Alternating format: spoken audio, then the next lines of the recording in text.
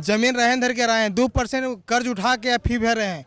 अब मेरे पास फी नहीं है, उसके चलते मेरा परिचय से वंचित कर दिया गया। कॉलेज की परिचय नहीं देने बोल रहा है। एजुकेशन लोग का पढ़ रहे सर हम लोग, लेकिन फिर भी हम लोग का सर पैसा नहीं मिल रहा है, काफ़ी कठिनाई हो रहा है सर, हम लोग फी नहीं भर पा रहे हैं। अगर सरकार बोल देती है कि हम पढ़ना छोड़ दे तो बोलिए, खुल कर बोलिए, हम लोग पढ़ना छोड़ देंगे। फिर बताइए कि हम लोग क्या करें। सर कहना कुछ और करना कुछ। हम तो बोल देंगे सर हम ये कर देंगे, करिएगा तब तो मानेंगे सर कि हाँ आप किए हैं, आप कीजिए तो पहले। बीएड कर रहे हैं क्यों? शिक्षा देने के लिए।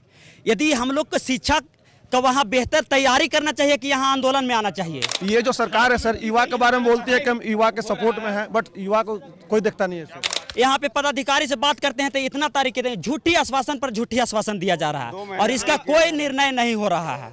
छात्रवृत्ति से हमारा पढ़ाई हो रहा है। यहाँ ऐसे भी लोग हैं जो गरीब फैमिली से हैं, ऐसे क्या काफ़ी लोग हैं जो गरीब फैमिली से हैं, और उसी छात्रवृत्ति से ही हमारा पढ़ाई हो रहा है। हम नहीं चाहते हैं कि कुछ पैसों की वजह से हमारा फ्यूचर में या स्टडीज़ में कोई हानि पहुंचे या समस्या पहुंचे। ये कहना पीएफएमएस से हम लोग का पैसा आ रहा है आधार कार्ड से, तो पीएफएमएस में एक बार आधार कार्ड जो नंबर डाल दिया जाता है फिर दोबारा तो वो आधार कार्ड नहीं लिया जाता, तो वो पैसा पीएफएमएस ढापा है कि सरकार ढापा है?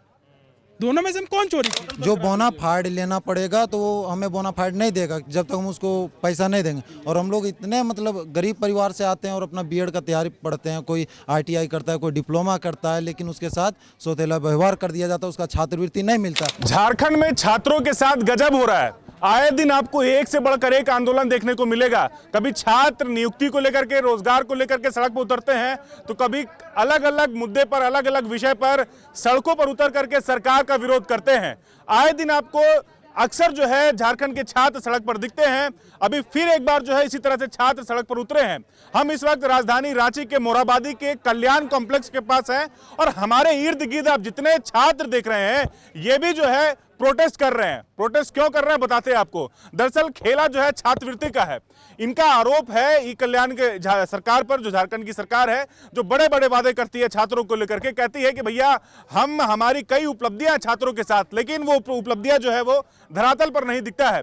इनका आरोप है कि छात्रवृत्ति को लेकर के जिस प्रकार जो है खेल चल रहा है, खेल ये है कि 21-22 वित्तीय वर्ष में जो छात्रवृत्ति सरकार जो है कमिट की थी उसको पूरा नहीं कर पाई, और फिर 22-23 जो है और अभी 23-24 का जो वित्तीय वर्ष शुरू हो गया है, तो आरोप यह है कि छात्रवृत्ति पहला क्लियर हुआ नहीं है। भैया आप दूसरा जो है आने वाला साल का छात्रवृत्ति का जो नोटिफिकेशन है वो लेकर आ रहे हैं। तो पहले जो छात्र पहले छात्रवृत्ति के लिए अप्लाई किए थे उनको आपने पैसा दिया नहीं, फिर से आप जो है माहौल बनाने के लिए 23-24 का जो है आप ई कल्याण पोर्टल पर छात्रवृत्ति के लिए, पोस्ट मैट्रिक छात्रवृत्ति के लिए आपने नोटिफिकेशन डाल दिया। तो छात्र जो है बड़ी संख्या में यहाँ पर देखिए हमारे इर्द गिर्द आपको दिख रहे होंगे, और हमारी कोशिश है, द फॉलोअप की कोशिश है कि छात्रों के मुद्दे जो हैं वो आप तक पहुंचे और उन तक पहुंचे जिनके कानों में जू रेंगेगी। ये बताइए आपका नाम क्या है और आप कहाँ से आए हैं, पूरी बात बताइए, क्या मामला है? मेरा नाम शिवम कुमार गुप्ता है। मैं एमिटी यूनिवर्सिटी झारखंड में पढ़ता हूँ। मैंने सत्र 22-23 के लिए स्कॉलरशिप अप्लाई किया था, ठीक है, और उसमें हम लोगों को 8 से 9 महीने से डीएलसी पे लटका के रखा गया है। एक अप्रूवल प्रोसेस होता है, उसमें लटका के रखा गया है। जब भी हम लोग आते हैं उसमें बोला जाता है कि फ़ंड नहीं है, फ़ंड नहीं है, फ़ंड नहीं है, ठीक है, छात्रवृत्ति देने के लिए फ़ंड नहीं है। अभी क्या हो रहा है कि सत्र 2023 और 24 के लिए फिर से ऑनलाइन पोर्टल खोल दिया गया है, जो कि पिछला जो भी सेशन है, जैसे कि 21-22, 22-23 दोनों सेशन के बहुत सारे छात्र हैं उनको नहीं मिला है स्कॉलरशिप।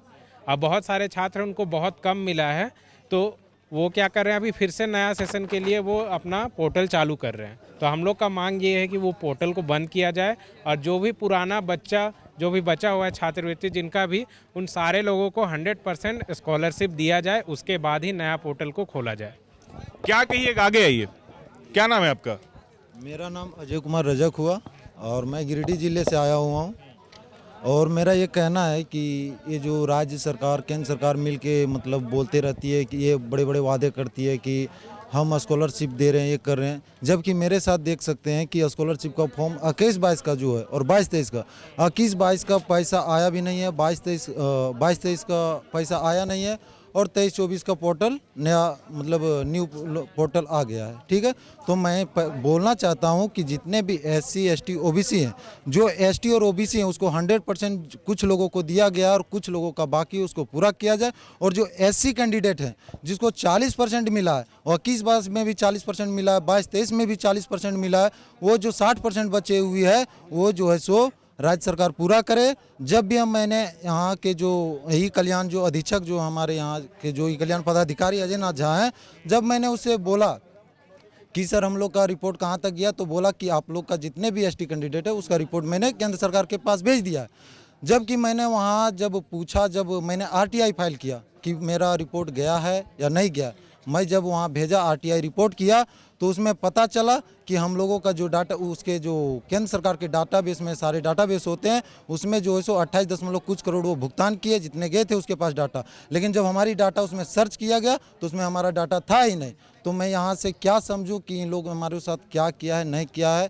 इसके हम लोग जितने भी छात्र हैं वो हमारे साथ नया हो, जितने भी ST हैं OBC हैं उसका 100% जितना है दिया जाए। जिसका DLC अप्रूव नहीं हुआ है, जिसका AA अप्रूव नहीं हुआ है उसको अप्रूव किया जाए, उसका भुगतान किया जाए। और SC कैंडिडेट जिसका 40% आ गया, 60% भुगतान नहीं किया गया है, वो भी 60% भुगतान किया जाए। और हमारा यही मांग है, सौतेला व्यवहार नहीं किया जाए। और हमारा यहाँ 5 मांग है, आप देख सकते हैं कि सत्र 2023 और 24 का पोर्टल जो है सो तत्काल रूप से बंद किया जाए। ठीक है, और दूसरा मांग ये है कि 2021, 2022 और 2022 और 2023 के भुगतान के बाद ही नए पोर्टल को फिर चालू किया जाए या खोला जाए। ठीक है, और जो अनुसूचित जाति के जो 60% है वो जो भुगतान 2 सालों से लगातार नहीं किया जा रहा है उसको तत्काल रूप से उसको भुगतान किया जाए। और चौथा मांग है कि SC छात्र को भी ST और OBC की तरह 100% छात्रवृत्ति जो है सो राज्य सरकार के द्वारा। क्या लग रहा है कि ये जो 21-22 जो बता रहे हैं आप, जो बैकलॉग एक तरह से कहिए कि जो पहले जो आप लोग अप्लाई किए थे वो क्लियर नहीं हुआ, तो सरकार क्या करना चाह रही है? ये मतलब चल क्या रहा है, क्या लग रहा है? घोटाला कर रहे हैं, क्योंकि मैंने देखा था कुछ दिन पहले ही न्यूज भी आया था कि 12-13 करोड़ की घोटाला हो चुकी है। मैं सर एक उदाहरण देता हूं, गोड्डा में एक छात्रावास है, वहां जो है नामांकन के लिए उससे बार पैसे मांगा जा रहा था, नामांकन के लिए उसके पास पैसे नहीं हो पा रहा था, वो पैसे के अभाव में उसने लास्ट में सुसाइड कर लिया। आप सोच सकते हैं कि हमारे यहाँ राज्य सरकार कैसे क्या कर रही है काम। सो आप क्या कहिएगा, आपका नाम क्या है? जी, मेरा नाम पवन यादव है, मैं सिल्ली पॉलिटेक्निक से रांची से हूँ। ठीक है, हमारा यही कहना है कि जो अगर सरकार के पास पैसा नहीं है तो न्यू पोर्टल कहाँ से खुल गया? अगर सरकार के पास पैसा रहता तो पहला भुगतान जो है वो पूरा किया जाए। और अगर वो पैसा नहीं है उनके पास तो पोर्टल क्यों खोला गया है? अगर पैसा ही नहीं है, डायरेक्ट सी बात है। हेमंत सोरेन जो है बड़ी सभाएं करते हैं और अभी सरकार आपके द्वार में बोलते हैं कि छात्र को जो है छात्रवृत्ति दे रहे हैं और बड़े जो है डंके की चोट पर इस बात को कहते हैं। तो क्या लग रहा है कि ये जो है उनकी बात कहाँ तक सही है? छात्रवृत्ति उनका कहना है सारे को मिल रहा है, बट हमारा ये कहना है जैसे सारा कैटेगरी को एक समान देखा जाए। ये नहीं कि ST को मिल रहा है OBC को नहीं मिल रहा है, ऐसा नहीं होना चाहिए। सारा कैटेगरी को एक समान देखा जाए और हमें 15 जनवरी से पहले हमारा पैसा चाहिए, जैसे भी चाहिए हमें 15 जनवरी से पहले पैसा चाहिए। हाँ जी, अगर सरकार के पास पैसा नहीं है तो 2024 का पोर्टल खुलता ही नहीं। मेन मुद्दा ये है। हाँ, अभी इतना फर्जी न्यूज आया है कि बहुत बच्चा लोग है कि फर्जी पैसा दे दिया गया, छात्रवृत्ति दे दिया गया। तो अगर हमको ये कहना PFMS से हम लोग का पैसा आ रहा आधार कार्ड से, तो PFMS में एक बार आधार कार्ड जो नंबर डाल दिया जाता है फिर दोबारा तो वो आधार कार्ड नहीं लिया जाता, तो वो पैसा PFMS ढापा है कि सरकार ढापा है? दोनों में से हम कौन चोरी किया है? हमको इसका आंसर चाहिए। और जो स्टेट का स्टूडेंट अगर प्रोटेस्ट करेगा सर, तो ये बताइए वो राज्य का कहाँ विकास होगा? सबसे पहली बात, विकास होगा वो राज्य का? कभी नहीं। कहती है हेमंत की सरकार जो है वो कहती है छात्रों के साथ, खास करके युवाओं के साथ खड़ी रहती है। तो क्या लग रहा है इस तरह की जो चीजें आती हैं उसको तो समझ में क्या आ रहा है? सर कहना कुछ और करना कुछ। हम तो बोल देंगे सर हम ये कर देंगे, करिएगा तब तो मानेंगे सर कि हाँ आप किए हैं, आप कीजिए तो पहले। हम तो बहुत वादा कर देंगे, करती नहीं है। ये जो सरकार है सर युवा के बारे में बोलती है कि हम युवा के सपोर्ट में है, बट युवा को कोई देखता नहीं है सर। छात्रवृत्ति से हमारा पढ़ाई हो रहा है। यहाँ ऐसे भी लोग हैं जो गरीब फैमिली से हैं, ऐसे क्या काफ़ी लोग हैं जो गरीब फैमिली से हैं, और उसी छात्रवृत्ति से ही हमारा पढ़ाई हो रहा है। हम नहीं चाहते हैं कि कुछ पैसों की वजह से हमारा फ्यूचर में या स्टडीज़ में कोई हानि पहुँचे या समस्या पहुँचे, इसलिए हम लोग एजुकेशन लाइन से जुड़े हुए हैं, B.Ed कर रहे हैं। क्यों? शिक्षा देने के लिए। यदि हम लोग को शिक्षा का वहाँ बेहतर तैयारी करना चाहिए कि यहाँ आंदोलन में आना चाहिए। हैं? ये आंदोलन नहीं ना करना चाहिए। हम लोग पढ़ना है, पढ़ाने के लिए सीखना है, तो हम लोग आंदोलन कर रहे हैं। और जो बोला जाता है कि राशि भेज दिए हैं, डाटा भेज दिए हैं, यहाँ पे पदाधिकारी से बात करते हैं तो इतना तारीख देते हैं, झूठी आश्वासन पर झूठी आश्वासन दिया जा रहा है और इसका कोई निर्णय नहीं हो रहा है। और बोलते हैं कि डाटा भेज दिए। तो बात ये है कि देखिए, मेरा नाम विक्रम कुमार दास है, मैं कोडरमा जिला से आया हूँ। मैं अनुसूचित जाति SC कैटेगरी से बिलोंग करता हूँ। सर बात यहाँ पर यह है कि मैं SC जाति से हूँ, तो बात यहाँ पर यह है कि जो सेशन 21-22 है और 22 है, चूँकि मेरा दोनों सेशन ओवरलैप करता है, 21-22 और 22 है, तो 21-22 में जो है हम लोग जो OBC और ST जो है उन लोगों को पैसा पूरा मिल गया। 21-22 का बात कर रहे हैं। और जो SC कैटेगरी हैं उन लोग को मात्र 40% राशि मिला है। 60% राशि के लिए इंतजार, 60% राशि के लिए हम लोग कल्याण विभाग अपने ज़िला में उसको बहुत सारे चक्कर काटे हैं, बोले कि सरकार नहीं भेजी है या तो रांची आप लोग जाइए, जो भी कीजिए, हम लोग मेरे पास डाटा कुछ नहीं है। फिर हम लोग को 22-23 के लिए पोर्टल ओपन किया गया। 22-23 में हम लोग फिर फॉर्म भरें, 22-23 फिर फॉर्म भरें, तो उसमें से फिर हम लोग को 40% राशि दे, चूँकि यहाँ पर नियम ये बना हुआ है SC कैटेगरी के लिए कि राज्य सरकार देती है 40% और केंद्र सरकार देती है 60%। तो राज्य सरकार ने अपना जो बोला गया कि 40% हम देंगे, उसमें से जो भी 40% है राशि, उसमें से जब हम लोग काउंट करते हैं, जब मतलब और भी हमारे दोस्त लोग को आया पैसा 100% के हिसाब से, तो 32 से 35% के आसपास होता है। अगर किसी को 100 रुपया मिल रहा है किसी को कैटेगरी को, और जब SC कैटेगरी से बात करते हैं 40% में, उसमें भी 32 से 35% के आसपास हो रहा है, वो भी पूरा 40% नहीं हो रहा। और जब 60% की जब बात राशि है, उसके लिए हम लोग पिछले 8 महीना 9 महीने से अपने जिला कल्याण विभाग में दौड़ रहे हैं, धूप रहे हैं, DC सर से भी मिल रहे हैं, बोल रहे हैं कि कोई हम लोग के पास डाटा नहीं है। अब जो हम लोग जो एक RTI फाइल किए थे, उसमें हम लोग पूछे कि हम लोग को अभी तक पैसा क्यों नहीं मिला 60%, तो वहाँ पे ये बोला गया कि राज्य सरकार के द्वारा सेंट्रल गवर्नमेंट को आपको 60% डाटा के लिए हम डाटा जो हम लोग को भेजा नहीं गया है। अगर वहाँ पे डाटा नहीं भेजा गया, हाँ, UC रिपोर्ट होता है, ऐसा मैंने पूछा था, एक दोस्त ने जाके पूछा था कि UC रिपोर्ट क्या होता है। तो केंद्र सरकार का कहना है कि UC रिपोर्ट जो है सो जो राज्य सरकार भेजती है वो डायरेक्ट डेटा चल जाता है वहाँ केंद्र सरकार के पास, लेकिन यहाँ से डायरेक्ट इधर भेज दे रहे हैं, वहाँ केंद्र को भेजा नहीं जा रहा है। तो केंद्र बोल रहा है मेरे पास डाटा ही नहीं आया है, तो मैं पैसा कहाँ से दूँ? बस यही बात है, कोई डाटा ही नहीं है। जब मैंने अभी मतलब यहाँ के पदाधिकारी को कॉल किया गया कि अब कहाँ है, तो वो बोल दे रहे हैं कि हम रांची से बाहर हैं। तो सरकार उसको यहाँ क्यों, मतलब उसको अधिकारी क्यों बनाया गया? यहाँ हम लोग का प्रॉब्लम देखने के लिए या उसे रांची से बाहर रहने के लिए, उसे गाड़ी की सुविधा के? आप लोग क्या करेंगे, क्या आप लोग? हम लोग यहाँ पे डायरेक्ट नहीं आए, हम लोग को DC सर से परमिशन लेकर के आए हुए हैं। और यहाँ दूर दूर से भी आदमी आए, पलामू जिला, कोडरमा जिला, काफी गिरिडीह, झारखंड से हर एक जिला से आदमी आए हुए हैं यहाँ पे। ठीक है, तो क्या कीजिएगा आप लोग का आंदोलन के लिए? हम लोग को पैसा नहीं मिलेगा तब तक हम लोग अभी बस हम लोग बोल रहे हैं, बाद में धरना और भी बढ़ सकता है। ठीक है, चक्का जाम भी कर दिया जाएगा। अभी तो हम यहाँ कल्याण ऑफिस पे हैं, और अगर हमारा छात्रवृत्ति नहीं आया तो हम रोड पे जाम लगा देंगे, धरना में बैठ जाएंगे। 15 जनवरी तक हमारा मांग है, उससे पहले हम लोगों का पैसा आ जाना चाहिए। इसका मुख्य कारण ये है कि अभी मतलब कुछ दिनों के बाद हमारा नामांकन शुरू होने वाला है, और उसमें हम लोग को छात्र मतलब पैसा लगने वाला है एडमिशन के लिए।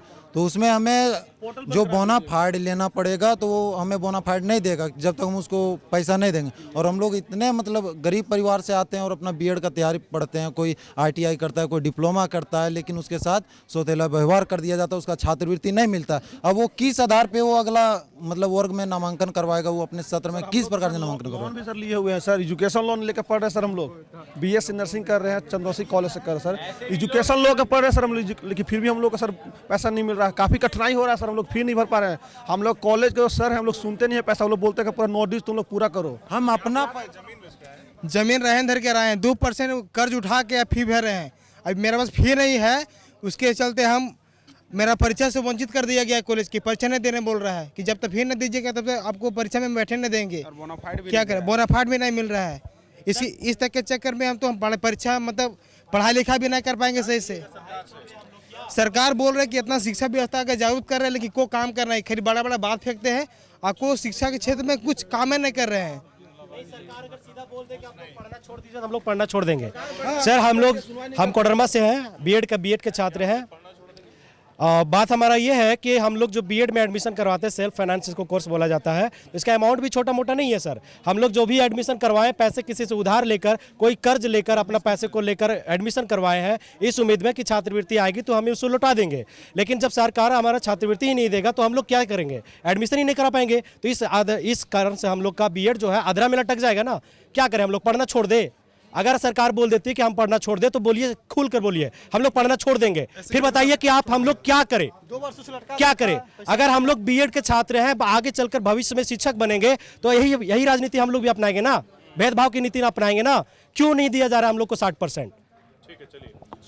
तो देखिए, छात्र जो है, छात्रों का एक ही कहना है, एक ही मांग है कि पुराना जो छात्रवृत्ति जो अप्लाई किया गया था पहले उसको क्लियर कर दीजिए, और एससी छात्र जो हैं, एसटी, ओबीसी और एससी को जो छात्रवृत्ति दी जाती है उसमें 60%, 60-40 का जो है ये बैलेंस है। केंद्र सरकार 60 देती है और 40 जो है राज्य देती है। तो 40 तो राज्य दे रही, लेकिन 60 जो है वो नहीं आ पा रहा है। उसकी बड़ी वजह ये है कि जो यहाँ से डेटा जा रहा है वो वहां तक पहुंच नहीं पा रहा है, ऐसा केंद्र सरकार का जो है कहना है। तो छात्रों का यही कहना है कि 15 जनवरी जो है इनका डेडलाइन है। 15 जनवरी तक पिछला जितना भी छात्रवृत्ति जो इन्होंने अप्लाई किया था, 21-22 हो, 22-23 हो, वो इनके खाते में उसकी राशि आ जाए तो ये जो है अपना आंदोलन जो प्रोटेस्ट कर रहे हैं वो समाप्त कर देंगे। अब देखना यह है कि 15 जनवरी तक कल्याण को, झारखंड सरकार की जो कल्याण पोर्टल वो क्या डिसीजन लेती है, क्या छात्रों का जो पुराना छात्रवृत्ति है जो पहले से अप्लाई कर चुके हैं वो क्लियर होता है या नहीं होता है, ये आपको हम अपडेट करते रहेंगे। तो फिलहाल छात्र यहाँ पर काफी संख्या में हैं और कल्याण कॉम्प्लेक्स में धरना दे रहे हैं, अपनी मांगों को बुलंद कर, अपनी आवाज को बुलंद कर रहे हैं। शुक्रिया। TheFollowUp.in, like, share and subscribe.